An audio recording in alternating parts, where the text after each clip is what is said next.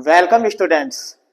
अगर आप केमिस्ट्री की तैयारी कर रहे हैं तो हैलोजन नाइट्रिकन सल्फोनीकरण ये एग्जाम में आता ही आता है और बहुत ज्यादा इंपॉर्टेंट होता है। अब आपको हैलोजनीकरण, सल्फोनीकरण और नाइट्रिकन किस तरीके से करना है इसकी एक शॉर्ट ट्रिक बता देता हूं।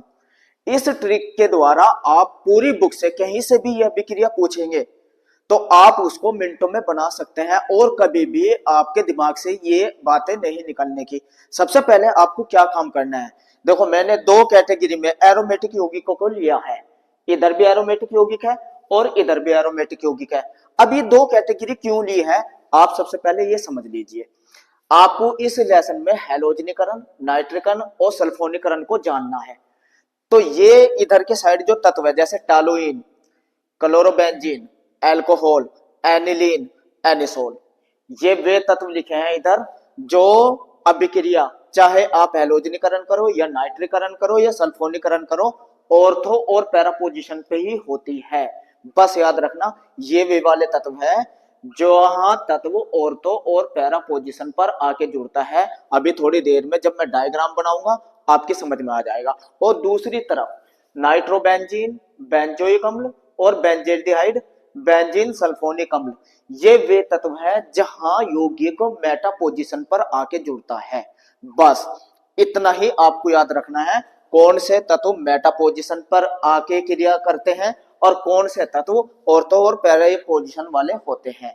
अगर आपको ये पता रहेगा तो फिर एक भी समीकरण आपके गलत नहीं होने के और एग्जाम में ये क्वेश्चन आते ही हैं।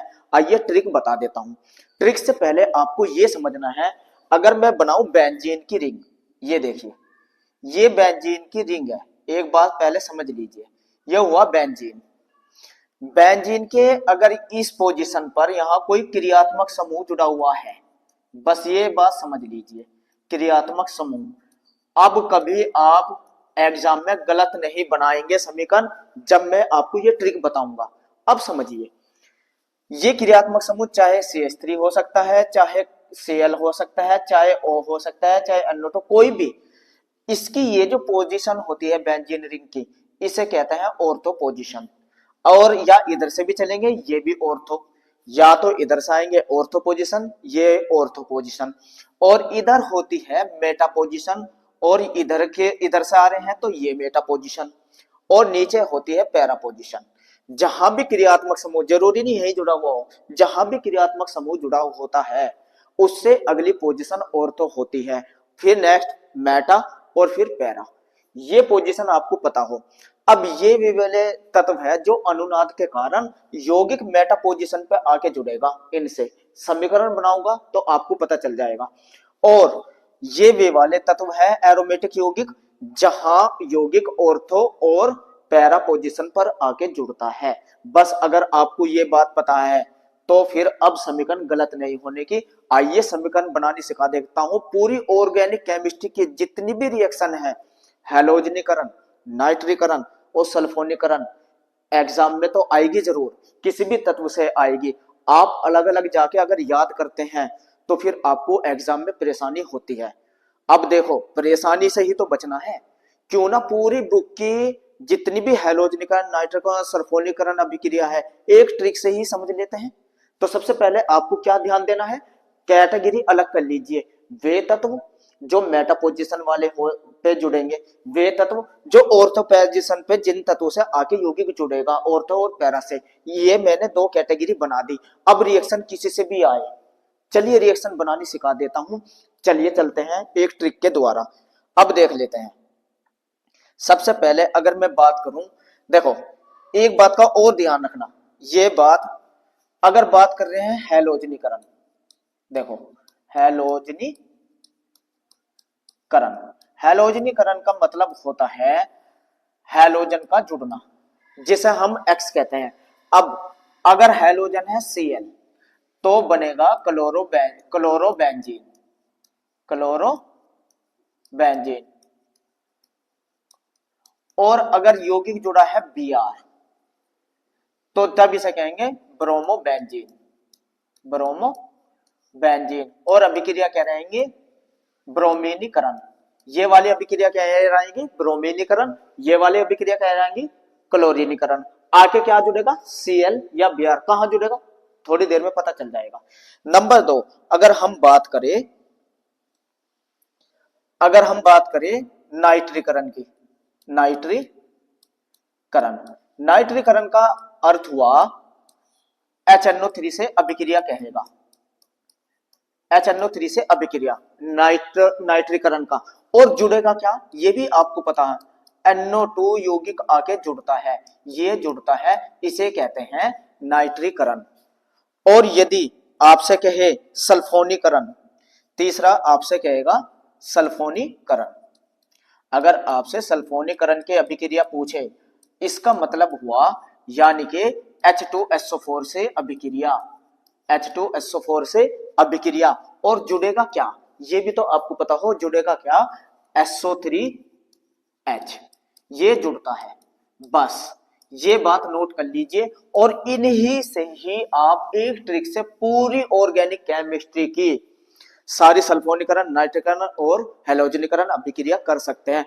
आइए अब जो मैंने कैटेगरी बांटी थी तत्वों की, उनसे अभिक्रिया करा के दिखा देता हूं, मिनटों में आप बनाना सीख सकते हैं। सबसे पहले मैं उन तत्वों को लेता हूं जहां यौगिक ऑर्थो और पैरा पोजीशन पर जुड़ता है। चलिए सबसे पहले हम करते हैं हैलोजनीकरण।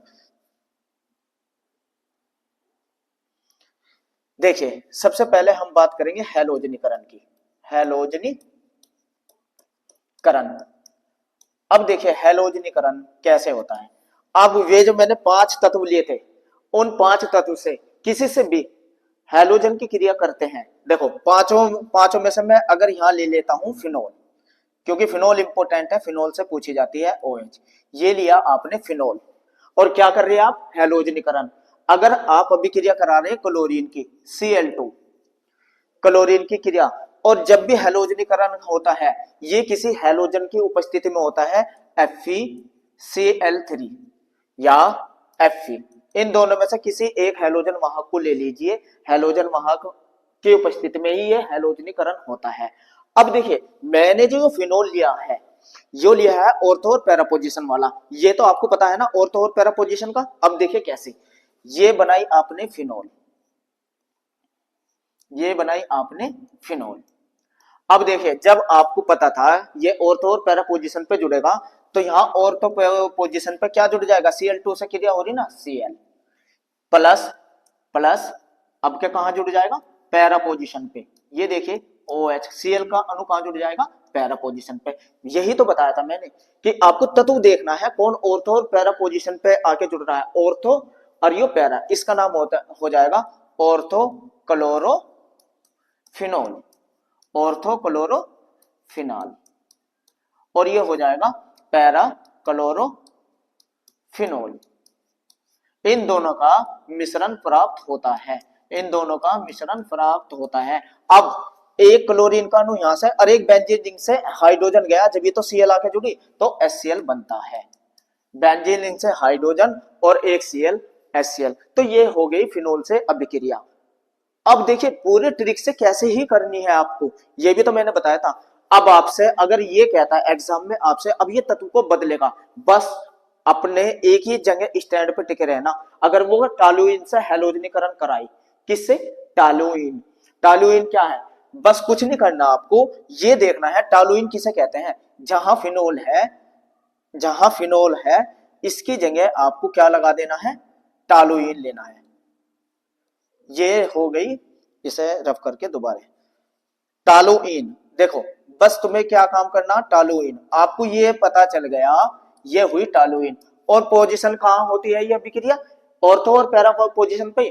बस जहां OH आया हुआ है, जहां OH है उसकी जगह आपको ले लेना है टॉलुइन। बस ये तो काम करना था, CH3 लगा दीजिए, बस यहां CH3 लगा दीजिए, हो गई टॉलुइन से भी अभिक्रिया।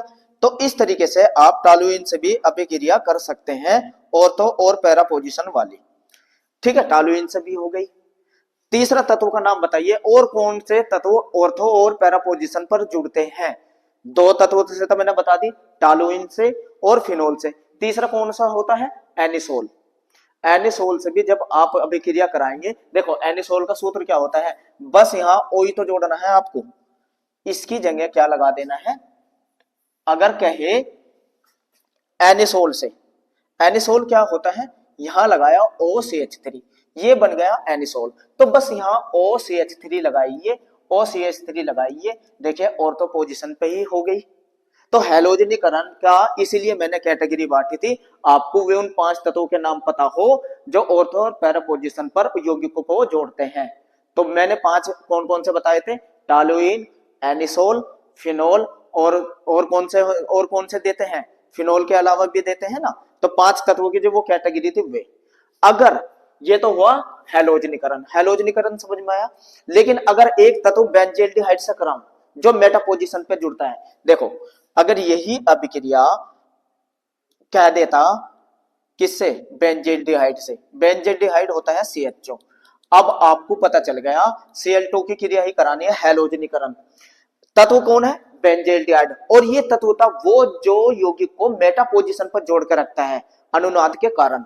तो मेटा पोजीशन वाला है, बस ये तो पता होना चाहिए मेटा है या ऑर्थो पैरा वाला है। तो मेटा वाला है, मेटा वाला अभिक्रिया ऐसे ही होनी है, FeCl3 और यहां आ जाएगा Fe। अब आपको पता चल गया ये मेटा पोजीशन वाला था, तो CHO यही, और मेटा पोजीशन कौन से, ये ऑर्थो ये मेटा, यहां आके जुड़ जाएगा Cl का अणु और प्लस HCl बाहर। ये बन गई क्या, हैलोजनीकरण हुआ बेंजील्डिहाइड से। तो देखो या तो क्रिया होनी है ऑर्थो और पैरा पे, या क्रिया होनी है मेटा पोजीशन पे। इसलिए 2 कैटेगरी बनाई थी मैंने, एक मेटा पोजीशन वाली, एक ऑर्थो पोजीशन वाली। बस यही हैलोजनीकरण होता है।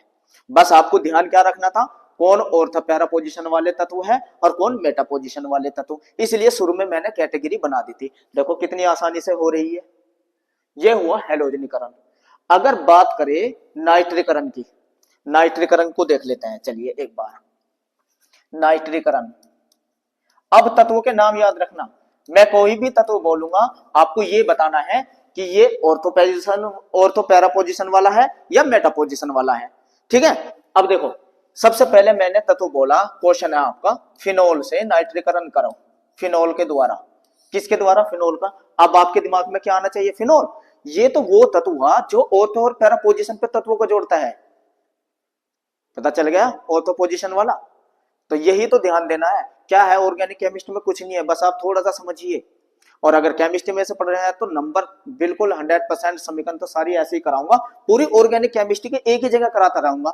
जैसे हैलोजनीकरण, नाइट्रोकरण, सल्फोनीकरण, जितने भी तत्व एरोमेटिक यौगिक है पूरी केमिस्ट्री में आपके उसमें देखो कैटेगरी वाइज मैंने बांट दिए। अब रिएक्शन किसी से भी बोले, देखो फिनोल से बोली है, तो देखो सबसे पहले आपको सूत्र पता होना चाहिए। फिनोल का सूत्र लिखा आपने, ये लिया फिनोल, और क्या कहा है, नाइट्रीकरण। नाइट्रीकरण का मतलब हुआ HNO3 से अभिक्रिया। HNO3 से अभिक्रिया जब होती है ये भी सांद्र H2SO4 की उपस्थिति में होती है, सांद्र H2SO4 की उपस्थिति में होती है। और नाइट्रीकरण बहुत ज्यादा इंपॉर्टेंट होता है, टेम्परेचर पे डिपेंड करता है, ये बात मैं यहां समझाऊंगा, इसलिए जरा थोड़ा ध्यान से समझना। ये बना कौन सी पोजीशन पे आगे जुड़ागा, ये है OH, ऑर्थो पोजीशन पे NO2 ग्रुप आके जुड़ता है। HNO3 का मतलब मैंने यही तो बताया था, NO2 ग्रुप का जुड़ना। देखो पहले कौन सी पोजीशन पे जुड़ा, ऑर्थो पोजीशन पे, ऑर्थो नाइट्रोफिनोल बन गया, प्लस अब क्या कौन सी पोजीशन पे जोड़ना है, पैरा पोजीशन पे, ये जुड़ा पैरा पोजीशन पे। देखिए केमिस्ट्री कितनी इजी हो गई। और प्लस क्या बाहर होना है, प्लस क्या बाहर होना है, देखो एक हाइड्रोजन यहां से, एक ऑक्सीजन है और एक हाइड्रोजन, तो जल बाहर हुआ, जल बाहर हुआ। एक बेंजीन रिंग से हाइड्रोजन निकल के गई, एक ऑक्सीजन निकल के गई और एक हाइड्रोजन यहां से, तो जल बाहर हो गया, ये बन गई नाइट्रीकरण, यह हुआ नाइट्रीकरण। क्लियर बात समझ में आई। लेकिन ये क्रिया मैं क्यों इंपॉर्टेंट बता रहा हूं ये भी समझिए। अगर टेम्परेचर 100 डिग्री सेल्सियस से अधिक कह दे, टेम्परेचर पे डिपेंड करती है, तत्व यही रहे, और टेम्परेचर कितना कर दिया, 100 डिग्री सेल्सियस से अधिक, ये बात ध्यान रखना। यहां समीकरण में जहां भी थोड़ी सी अंतर आ जाता है वो रिएक्शन इंपॉर्टेंट हो जाती है, इसलिए नाइट्रीकरण अभिक्रिया टेम्परेचर पे डिपेंड करती है, यहां गलती मत करना। अब देखिए 100 डिग्री सेल्सियस से अधिक टेम्परेचर अगर रख दिया जाए फिर अभिक्रिया देखिए बदल जाती है, ये नोट करके लिख लीजिए सारी बातें। देखो फिनोल से ही अभिक्रिया है HNO3 की फिनोल से और सांद्र H2SO4 की उपस्थिति में, लेकिन टेम्परेचर 100 डिग्री 150 डिग्री सेल्सियस ले लिया, टेम्परेचर 100 से ज्यादा कर दिया। अब क्या हुआ, ये ऑर्थो और पैरा पोजीशन पे नहीं बनेगी। याद रखना, अगर टेम्परेचर डिपेंड करता है 2 पोजीशन पे, 4 पोजीशन पे और 6 पोजीशन पे NO2 आके जुड़ जाएगा और ये बन जाएगा पिक्रिक अम्ल। पिक्रिक अम्ल, या इसे कह सकते हैं 2,4,6 ट्राइनाइट्रोटालुइन। ये ध्यान देने वाली बात है। सॉरी, टालुइन नहीं, फिनोल। ये बात ध्यान रखना। अगर यहां CH3 ले लेता, CH3 टालुइन से कहता, ध्यान देना, टालुइन का भी यही कंडीशन होती। बस टालुइन में क्या करना होता आपको, यहां अगर ये अभिक्रिया टालुइन से आए, बहुत इंपॉर्टेंट, जहां इंपॉर्टेंट है वही बात मैं आपको बता रहा हूं। देखो, टालुइन से कहे तो सिर्फ यहां CH3 लगाना है आपको। यहां क्या लगाना है, CH3, फिनोल की जगह बस आपको लगा देना है CH3 CH3 CH3 CH3 CH3। ये हो गई किससे अभिक्रिया, टालुइन से भी हो गई। और यहां बनेगा TNT। अब ये ना हो गया, इसका नाम हो जाएगा TNT, ट्राइनाइट्रोटालुइन, 2,4,6 ट्राइनाइट्रोटालुइन। क्लियर। तो देखो कितनी इजी से आप नाइट्रीकरण भी कर रहे हैं। अब मैं 3-4 तत्वों को लिख देता हूं, देखता हूं आप किस तरीके से अभिक्रिया को पहचानते हैं। चलिए मैं आपको नाइट्रीकरण की कुछ अभिक्रिया लिख देता हूं। आज पूछता हूं आपसे, नाइट्रीकरण की बात चल रही है, अब आप जरा मुझको ये बताए, देखें आपका टेस्टिंग लेके, अगर मैं यहां लिखूं बेंजेल्डिहाइड, लिख दिया मैंने बेंजोइक अम्ल, और अगर मैंने लिख दिया यहां फिनोल तो ले लिया था, एनिसोल,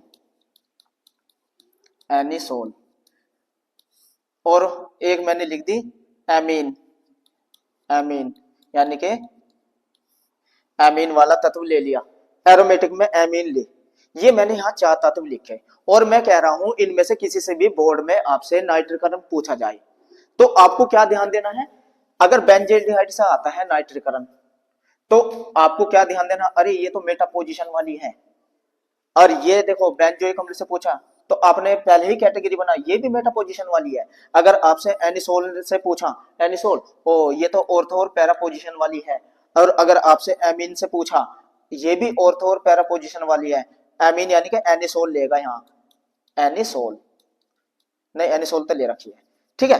अब आप समझिए कैसे, किस तरीके से होनी है। देखो अगर बेंजेल्डिहाइड से आए तो देखो बेंजेल्डिहाइड का सूत्र लिखो, ये लिख दिया बेंजेल्डिहाइड प्लस नाइट्रीकरण HNO3 से अभिक्रिया, किसकी उपस्थिति में, सांद्र H2SO4 की उपस्थिति में। क्लियर बात।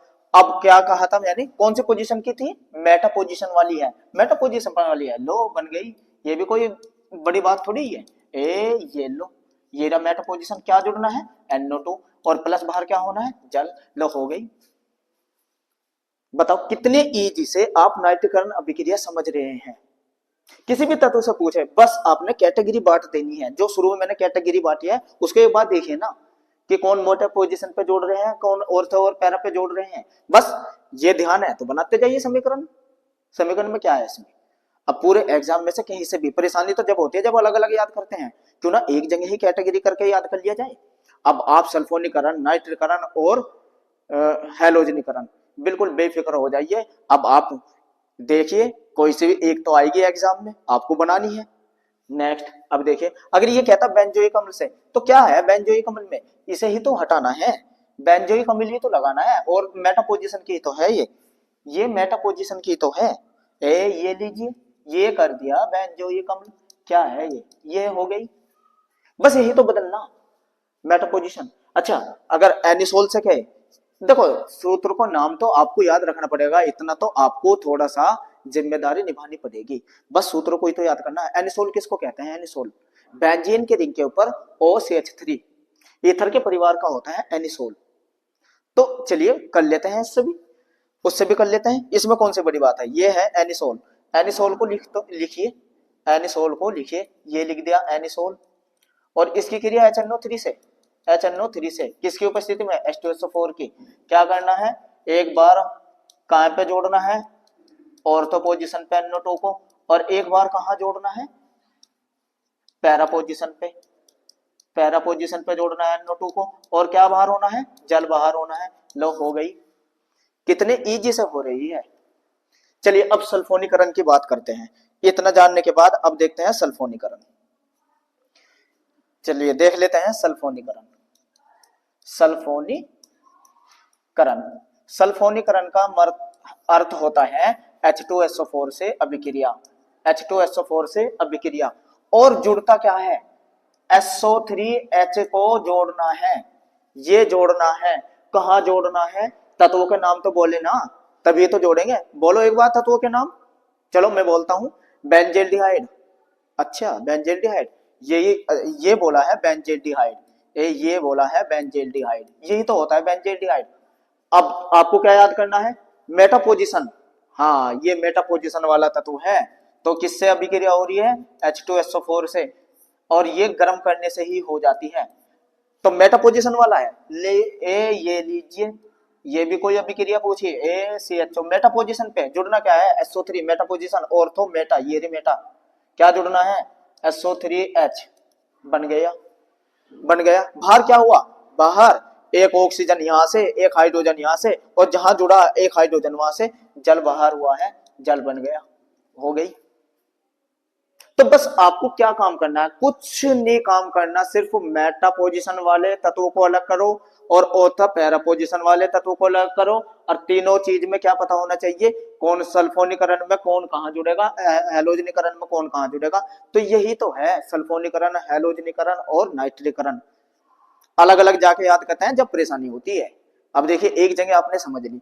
अब अगर मैं फिनोल से कह दूं, किससे, फिनोल से, चलिए फिनोल से बोला, चलो एक बार रिवीजन करा देते हैं, फिनोल से भी देख लेते हैं। फिनोल, ये लीजिए फिनोल से करते हैं, फिनॉल, ठीक है, फिनोल से करके देख लेते हैं। ये होता है फिनोल, क्लियर।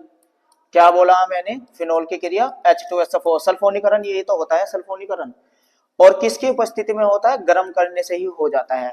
देखो तो फिनोल ऑर्थो पैरा पोजीशन की कैटेगरी का है फिनोल, ये रहा फिनोल, ऑर्थो पोजीशन पे जोड़ो SO3H प्लस, लेकिन मुख्य उत्पाद जो पैरा वाला ही होता है, मुख्य उत्पाद पैरा वाला ही होता है। तो ये बन गया, और प्लस जल बाहर हुआ, तो ये इन दोनों का मिश्रण प्राप्त होता है, मुख्य होता है ये। और नाम कैसे लिख सकते हैं, देखो SO3H, ये SO3H, इस तरीके से ये मिश्रण प्राप्त होता है, मुख्य ये होता है, क्लियर। तो ये सीखे आपने सल्फोनीकरण, नाइट्रीकरण, हैलोजनीकरण। बस क्या याद रखना था, कौन सी कैटेगरी पे कहां जुड़ता है। तो कितने इजी से आपने पूरी केमिस्ट्री की सल्फोनीकरण, नाइट्रीकरण, हैलोजनीकरण सीख लिया। वीडियो अच्छी लगी है तो लाइक करिए, सब्सक्राइब करिए और शेयर भी करिए। Thank you.